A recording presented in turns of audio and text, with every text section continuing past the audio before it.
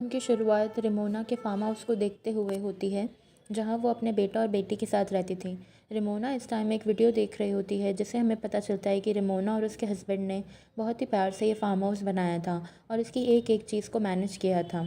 रेमोना यह वीडियो देखकर दुखी थी, क्योंकि अब उसके हस्बैंड की डेथ हो गई थी एक एक्सीडेंट में, जिस एक्सीडेंट में रेमोना की भी टांगें चली गई थी।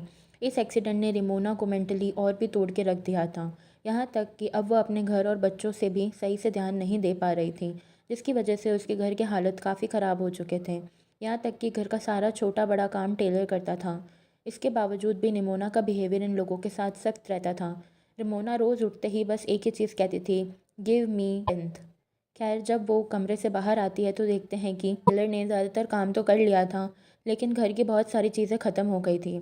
घर में लाइट भी चली गई थी। इन सब बातों के दौरान अचानक से रेमोना नोटिस करती है कि उसके घर के यार्ड में कोई बैठा है। कोई लेडी थी, जो अच्छी तरह ब्लैक कलर के कपड़े पहनकर कवर्ड में थी। इसे देखकर रेमोना डर गई। उसने अपने दोनों बच्चों को घर के अंदर रहने को कहा और खुद उससे पूछने के लिए गई कि वो यहाँ क्या कर रही है। वो इस लेडी को डराने के लिए ये भी कहती है कि अभी थोड़ी देर में मेरे हस्बैंड आने वाले हैं, अच्छा यही है कि तुम यहाँ से चली जाओ। लेकिन ये लेडी ये कहकर रेमोना को हैरान कर देती है कि तुम्हारे हस्बैंड मर चुके हैं, वो भी एक एक्सीडेंट में, और उसी एक्सीडेंट में तुम्हारी भी ये टांग गई थी।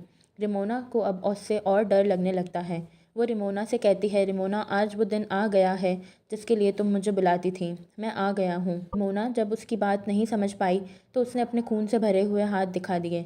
रेमोना अब तेज़ी से डर कर अपनी कार की तरफ बढ़ती है, ताकि वह अपनी कार को ऑन करके एटलीस्ट अपने फ़ोन को चार्ज करे और यहाँ पर पुलिस बुला सके।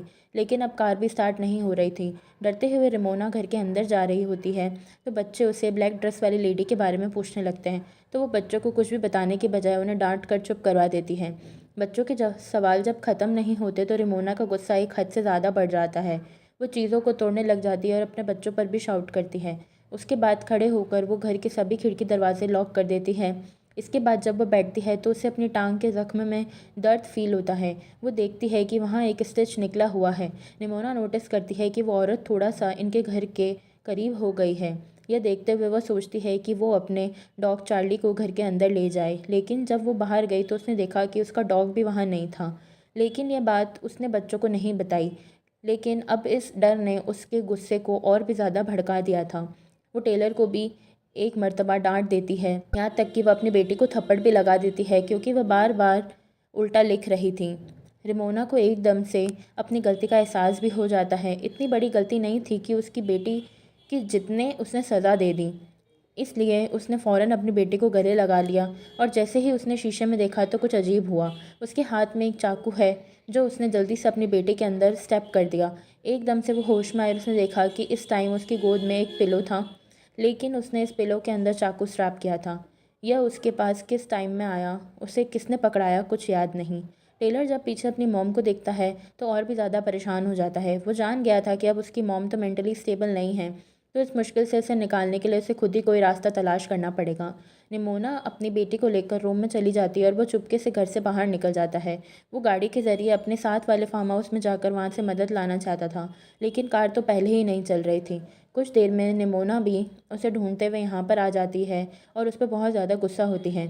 तेज़ी से वो उसे घर के अंदर भी ले आई थी, लेकिन अब टेलर को भी गुस्सा आ गया था, क्योंकि वह जान गया था कि उनका डॉग चार्ली बाहर नहीं है और निमोना उनसे कुछ छुपा रही है। टेलर अब अपनी मॉम से कहता है, आपसे कुछ नहीं होगा, मैं ही इसे हैंडल करूँगा। ये कहकर वो गुस्से में एक रूम में चला गया, जहाँ पर उसके डैड की चीज़ें थी, और यहाँ पर उसने एक गन उठा ली। रेमोना उससे आकर लड़ने लगी, ये क्या कर रहे हो तुम, उसे वापस रखो। और इसकी बहस के दौरान हमने बाहर ब्लैक लेडी को देखा। वो इनके घर की और करीब आ गई थी। अब टेलर गुस्से में गन लेके बाहर जाता है और उस ब्लैक लेडी के ऊपर गन तान देता है और उसे कहता है, जल्दी से निकल जाओ मेरी प्रॉपर्टी से। औरत टेलर से डरती नहीं, बल्कि अपना कहती है कि तुम्हारी मॉम ने आज तक तुमसे झूठ बोला है। उसने यहाँ पे एक बहुत ही हैरान कर देने वाली हकीकत टेलर को बताई और उससे कहा कि ये बात जाकर अपनी मॉम को पूछो। टेलर गुस्से में भड़का हुआ अंदर आया और उसने रेमोना से पूछा, मेरे डैड की मौत कैसे हुई थी। रेमोना उसके इस अंदाज से डर गई और उससे कहानी सुनाना शुरू की उस रात की, जो वो और डेविड दोनों एक फैंसी रेस्टोरेंट में गए थे। लेकिन यहाँ पर निमोना खुश नहीं थी। उसे फार्म हाउस में रहने का बिल्कुल मज़ा नहीं आ रहा था, क्योंकि यहाँ पर बहुत सारे काम करने पड़ते थे। हालांकि यहाँ पर भी डेविड उसी की ख्वाहिश पर शिफ्ट हुआ था। सिटी की 9 to 4 वाली जॉब और उसके बाद घर की लाइफ उसे बोर लगती थी। अब जब सब यहाँ पर आ गए थे, सब भी यहाँ सेटल हो गए थे, खुश थे, अब वो यहाँ से भी कहीं और शिफ्ट करना चाहती थी। लेकिन डेविड साफ मना कर देता है क्योंकि इतनी जल्दी शिफ्टिंग और सबका सेटल होना पॉसिबल नहीं है। क्योंकि अच्छी खासी बहस होती है और ये लोग इसके बाद होटल से निकल जाते हैं। दिखाया जाता है कि डेविड नहीं बल्कि उस रात निमोना ही कार ड्राइव कर रही थी। उसने अपने पीछे इसी ब्लैक लेडी का शैडो दिखाई दिया उस रात, जिसकी वजह से उसका ध्यान भटक गया और उनका एक्सीडेंट हो गया। हालांकि उसने तो बच्चों को ये झूठ बोल रखा था कि उस रात गाड़ी डेविड ड्राइव कर रहा था और उसकी वजह से एक्सीडेंट हुआ। टेलर ये हकीकत जानकर बहुत ज़्यादा दुखी हो जाता है, टूट जाता है। उसके अंदर भी नेगेटिविटी ज़्यादा होने लगती है और ऐसे बाहर बैठी हुई लेडी का असर इनके घर पे और ज़्यादा होने लगता है। और इस दौरान हमें दिखाया कि इस लेडी का शैडो बड़ा होता जा रहा था। इस औरत के शैडो से बचने के लिए ये लोग एटीक में चले जाते हैं, लेकिन एटीक में भी वो ब्लैक लेडी अपने शैडो के ज़रिए रमोना की छोटी बेटी को अपनी तरफ खींच लेती है। ये लोग उसे पकड़ते भी हैं, लेकिन वो लड़की तेज़ी से खींची जा रही थी। तब टेलर जल्दी से जाकर उस विंडो को ही ढक देता है, जिसके ज़रिए वो ब्लैक लेडी निमोना की बेटी को कंट्रोल कर रही थी। और विंडो को कवर करने के बाद उसकी बहन छूट जाती है, लेकिन इसके बाद भी वो टीटी खामोश नहीं बैठी थी। वह इनके घर की लाइट्स फ्लिकर करके इनके घर की चीज़ों को गिराकर इन्हें डराती है और फिर निमोना पर हावी हो जाती है, उसे पोस कर लेती है। हावी होते हुए ऐसा सीन दिखाया जाता है जैसे निमोना और एक एंटिटी एक साथ मिले हुए हैं। वो एंटिटी अब निमोना की बेटी को गले लगाती है और वो भी गायब हो जाती है। टेलर अपनी आंखों से देखता है और कंफ्यूज हो जाता है। वो अकेला ही यहाँ खड़ा रह गया था। उसकी मॉम और बहन को इस एंटिटी ने एकदम से गायब कर दिया था। तभी अचानक पीछे से निमोना अपना लाइटर ले आती है। अब रूम और टेलर दोनों मिलकर निमोना की बेटी को ढूंढने लगते हैं और ऐसा करते हुए निमोना एक ऐसे कमरे में चली जाती है जो कमरा उसके पास दिख रहा था, जिसमें उसे डेविड भी नज़र आया। डेविड काफ़ी खुश नज़र आ रहा था और वह निमोना से कहता है, देखो तुम्हारे पसंद के फूल भी यार्ड में खिल गए हैं। निमोना अब उसके करीब चल जाती है। एकदम से सीन बदलता है और हम देखते हैं कि डेविड ने उसे मारना शुरू कर दिया। उसका गला दबा रहा था और अगले ही पल निमोना ने अपने आप को ब्लैक ड्रेस में यार्ड में बैठा हुआ देखा, बिल्कुल एक एंटिटी उसी तरह जो इनके घर के बाहर थी। इस टाइम उसके सामने निमोना का दूसरा वेरिएंट था। यह वो सीन बन गया जब निमोना पहली मर्तबा इस ब्लैक ड्रेस वाली लेडी से बात करने के लिए आई थी। यहाँ इस सीन में ब्लैक ड्रेस में बैठी हुई निमोना अपने मुंह से वह ब्लैक कपड़ा, ब्लैक वेल हटाने लगती है और उसके सामने वाली निमोना अजीब से तरीके से कहती है कि वो दिन आ गया जिसका तुम्हें इंतज़ार था। सीन अब यहाँ से कट होता है और निमोना दोबारा अपने आप को अटैक में देखती है, जहाँ उसने दोनों बच्चे मौजूद थे। यह लोग वापस नीचे उतरते हैं तो उसके सामने वो ब्लैक ड्रेस वाली लेडी आ जाती है, जिसे देखकर निमोना डर जाती है और उसके ऊपर गन तान देती है। तो ये लेडी कहती है, मैं खुद यहाँ नहीं आई हूँ, तुमने मुझे बुलाया है। हर सुबह तुम उठकर कहती थी, गिव मी दी स्ट्रेंथ। तुम अपने आप को, अपनी ज़िंदगी को ख़त्म करने के लिए ताकत मांगती थी और अब मैं तुम्हारे पास आ गई हूँ। यहाँ पर निमोना अब इस लेडी के साथ अकेली रह जाती है।